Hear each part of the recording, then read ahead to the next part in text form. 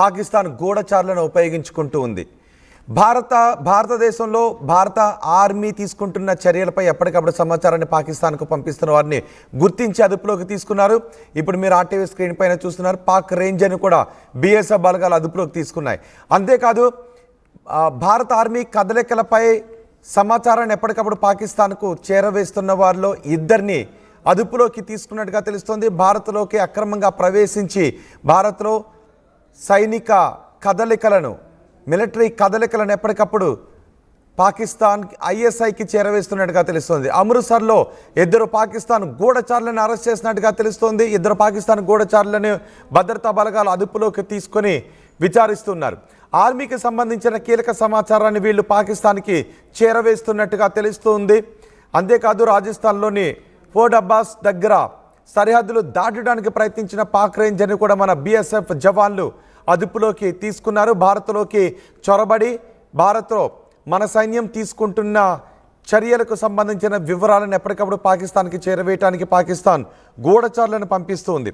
అంతేకాదు ఇప్పుడు ఎవరైతే గూఢచర్యానికి పాల్పడుతున్నారో మన భారతదేశంలో సైనిక సమాచారాన్ని పాకిస్తాన్కు చేరవేస్తున్నారో వాళ్ళు ఇంటి దొంగలను కూడా తెలుస్తుంది. పంజాబ్లోని అమృత్సర్లో అక్కడ రూరల్ పోలీసులు ఇద్దరిని అదుపులోకి తీసుకున్నట్టుగా తెలుస్తుంది. భారత సైనిక దళాల కదలికలకు సంబంధించిన సమాచారాన్ని అత్యంత రహస్యమైన సమాచారాన్ని ఫోటోలను పాకిస్తాన్కు చేరవేస్తున్న ఇద్దరు వ్యక్తులను అదుపులోకి తీసుకున్నారు. పాలక్ షేర్ మాసేహ్ సూర్ మాసిహులుగా వీళ్ళిద్దరిని గుర్తించినట్టుగా తెలుస్తోంది. వీళ్ళిద్దరూ కూడా పాకిస్తాన్లోని ఐఎస్ఐతో ఎప్పటికప్పుడు సమాచారాన్ని పంచుకుంటూ ఉన్నారు. అక్కడ ఇంటెలిజెన్స్ ఆపరేటర్లతో టచ్లో ఉన్నట్టుగా తెలుస్తోంది. వీళ్ళిద్దరిని అదుపులోకి తీసుకుని విచారిస్తున్నారు. ఆల్రెడీ పాకిస్తాన్ రేంజర్ కూడా పంజాబ్లో సరిహద్దులు దాటడానికి ప్రయత్నం చేస్తున్న సమయంలో పాకిస్తాన్ రేంజర్ని అదుపులోకి తీసుకున్నారు. మరో ఇద్దరిని కూడా అమృత్సర్లో అదుపులోకి తీసుకుని విచారిస్తున్నారు. వీళ్ళు గూఢచర్యానికి భారత్లో గూఢచర్యానికి పాల్పడుతూ ఉన్నారు. మా ప్రతినిధి కృష్ణమోహన్ ఉన్నారు పూర్తి సమాచారం అందించడానికి.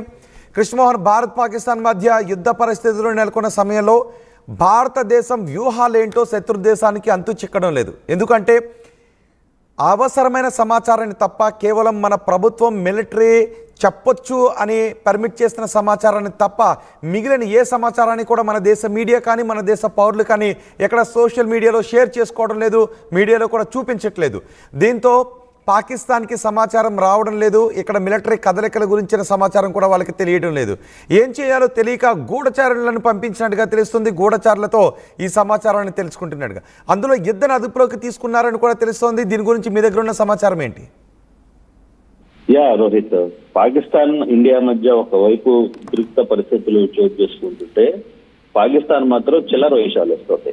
పాకిస్తాన్ చిల్లర వేషాలు వేయడానికి తమకు ఉన్న పెంపుడు కుక్కల్ని భారత్ లోకి పంపించి భారత్ నుంచి కొంత సమాచారాన్ని భారత్ ఆర్మీ సమాచారాన్ని సేకరించే ప్రయత్నంలో ఇటువంటి చిల్లర కుక్కల్ని ఇండియా బార్డర్ లోకి పంపించే ప్రయత్నం చేస్తుంది. ఇప్పటికే కొంతమందిని పోలీసులు అయితే చాలా క్లియర్ గా అదుపులో తీసుకున్న పరిస్థితి. ఇప్పటికీ భారత్ లో అక్రమంగా ప్రవేశిస్తున్న ఇద్దరు గూఢచారుల్ని అమృత్సర్ లో అదుపులో తీసుకున్నారు. వీళ్ళు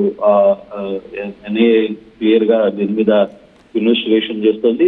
వీళ్ళు ఐఏఎస్ తో ఉన్న పాకిస్తాన్ తో ఉన్న సంబంధాలు కావచ్చు, ఇక్కడికి కొన్ని ముఖ్యమైన ఫొటోస్, తర్వాత ఆర్మీలో ఏమేమి మనకున్న పవర్ ఏంటి, మనకున్న ఆయుధాలు ఏంటి, దీనికి సంబంధించిన కొంత సమాచారాన్ని చేరవేసే ప్రయత్నంలో భాగంగానే వీళ్ళిద్దరిని అదుపులో తీసుకున్నారు. మరోవైపు ఏకంగా పాకిస్తాన్ పాకిస్తాన్ రేంజర్ ఎవరైతే ఉన్నారో పాకిస్తాన్ రేంజర్ కూడా ఖ్వాజా మీర్ అని ఒక పాకిస్తాన్ రేంజర్, అతను కూడా రాజస్థాన్ ఫోర్ట్ అబ్బాస్ దగ్గర అతను ఇక్కడికి లోపలికి వెళ్ళిపోయి దాటడానికి ప్రయత్నించినప్పుడు కూడా బిఎస్ఎఫ్ ఇమీడియట్ గా అతన్ని అదుపులో తీసుకుంది. అక్కడ పాకిస్తాన్ రేంజర్ ఖ్వాజా మీర్ ఏవైతే ఉన్నారో ఇతని దగ్గర నుంచి కూడా కొంత సమాచారాన్ని సేకరిస్తుంది. అయితే ఇటువంటి చిల్లర వేషాలు అంటే యుద్ధం ఏంటి, యుద్ధంతో ఇండియాతో పోటీపడి యుద్ధం చేసే పరిస్థితి పాకిస్తాన్ దగ్గర లేదు. కాకపోతే ఎక్కడైనా ఇంటెలిజెన్స్ కొంత సమాచారాన్ని ఏ దేశమైనా సరే వాళ్ళకున్న ఇంటెలిజెన్స్ వ్యవస్థ కొంత సీరియస్ గా పనిచేస్తుంది. కానీ ఇట్లాంటి చిల్లర వేషాలు పాకిస్తాన్ మాత్రమే చేస్తుంది. యుద్ధ సమయంలో కూడా కొంతమందిని వ్యక్తుల్ని బార్డర్లోకి పంపించి కృష్ణమోహన్, అంటే ఎవరైతే ఇక్కడ అదుపులోకి తీసుకున్నారో వాళ్ళ భారత పౌరులని గూఢచర్యానికి ఉపయోగించుకుంటూ ఉందా, లేదంటే పాకిస్తాన్కి చెందిన ఐఎస్ఐ ఏజెంట్లు ఏమన్నా పంపించిందా? బేసిక్ గా ఇది పాకిస్తాన్ కి సంబంధించిన రేంజర్ ఒకరు ఖ్వాజా మీర్ అనే ఒక రేంజర్ ని బిఎస్ఎఫ్ అదుపులో తీసుకుంది. మరోవైపు అమృత్సర్ లో చూసుకున్న ఇద్దరు కూడా పాకిస్తాన్ కి సంబంధించిన వ్యక్తులే. వీళ్ళు చాలా కాలంగా పాకిస్తాన్ నుంచి ఇండియాకి వచ్చి ఇక్కడే కొంతకాలంగా ఉంటున్నారు. వాళ్ళ దగ్గర నుంచి కొంత సమాచారాన్ని సేకరించే ఒక ప్రయత్నంలో పాకిస్తాన్ చేస్తున్నట్టుగా ఆ దిశగానే ఇప్పుడు ఉన్న అమృత్సర్ పోలీసులు కూడా, పంజాబ్ కి సంబంధించిన పోలీసులు అలాగే ఎన్ఐఏ కూడా దీని మీద పూర్తిగా దృష్టి పెట్టింది. ఆ దిశగా వీళ్ళ దగ్గర నుంచి సమాచారం. అట్ ద సేమ్ టైం ఈ వ్యవహారాన్ని భారత్ ముందుగానే ఊహించింది.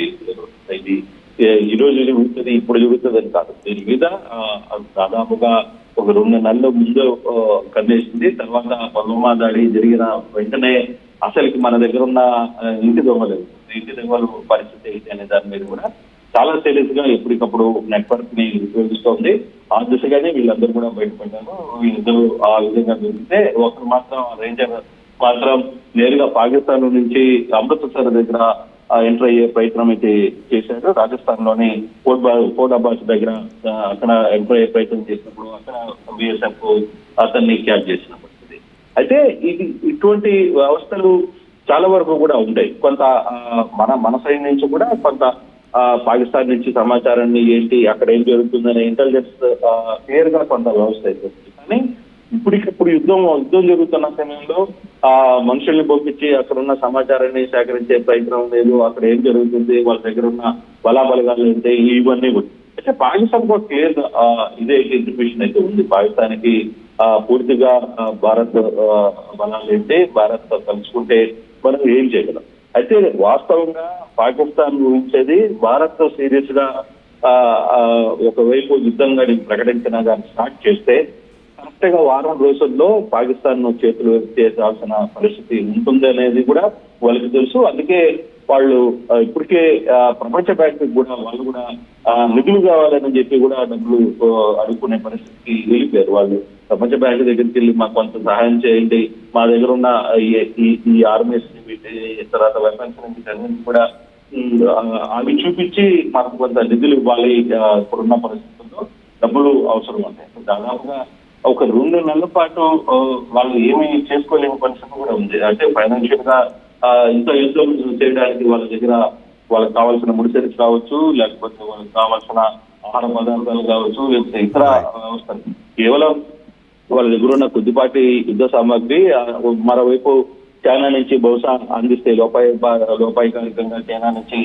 కొంత అందించే సమాచారం అయితే ఉంది. కానీ దాని ద్వారా వచ్చిన సంపద తప్పితే మిగతా ఎఫెక్టివ్ గా ఉన్న ఇష్యూలు అయితే లేదు. కాకపోతే మేకపోతే ఉదాహరణగా మేము అనుభవాలు వేస్తాం, మా దగ్గర 14 ఉన్నాయి, 13 ఉన్నాయి, 12 ఉన్నాయి, మేము టార్గెట్ చేయగలిగితే దాదాపుగా 500 కిలోమీటర్ల దూరంలో ఉన్న వ్యవస్థను కూడా కూర్చోగలం.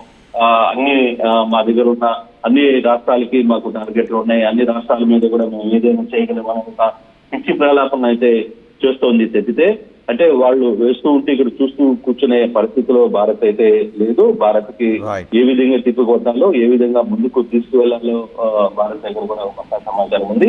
అయితే ఇప్పుడు మనకు అందుతున్న సమాచారం ప్రకారం కూడా నిన్నటి వరకు ఏదైతే ఎయిర్ మార్షల్ తో నిన్న ఎయిర్ మార్షల్ కి సంబంధించిన వ్యవహారంలో నిన్న నావీకి సంబంధించిన అధికారులతో మాట్లాడిన ప్రధానమంత్రి ఈ రోజు ఇప్పుడే air chief marshal AP Singh తో కూడా భేటీ అయ్యారు. నిన్న నేవీ చీఫ్ తో సమావేశమైన ప్రధాని ఇప్పుడు air marshal chief AP Singh తో అంటే ఒకటి జలాంతర్గాలకు సంబంధించిన చీఫ్ తో నిన్న నేవీకి సంబంధించిన చీఫ్ తో ప్రధాని మోడీ గారు ఈ రోజు ఉదయాన్నే వాయుసేన సంబంధించిన చీఫ్ తో ఏపీ సింగ్ తో కూడా ఈ రోజు భేటీ అయ్యారు. బహుశా ఈ భేటీలు చాలా కీలకమైన పరిస్థితులు. అంటే ప్రధాని క్లియర్ గా చెప్తున్నారు, ఏ టైంలో ఏ సమయంలో అయినా సరే సంస్కృతంగా ఉండాలి, మీ దగ్గర ఏంటి, మీరు ఏ విధంగా యాక్షన్ ప్లాన్ ఉంది, మీకున్న పరిస్థితులు ఏంటి, ఇప్పుడు మనం చేయగలిగితే ఎలా ముందుకు పోతుంది అని అంటున్నాం. అయితే ఈ వ్యవహారాన్ని భారత్ చాలా గోప్యంగా ఉంచుతుంది. ఎక్కడ వ్యవహారాన్ని కూడా బయటికి అఫీషియల్ గా చెప్తున్న పరిస్థితి అయితే లేదు. కానీ నిన్న నావీ చీఫ్ రావడం, కానీ ఈ రోజు ఉదయాన్నే అలాగే ఎయిర్ చీఫ్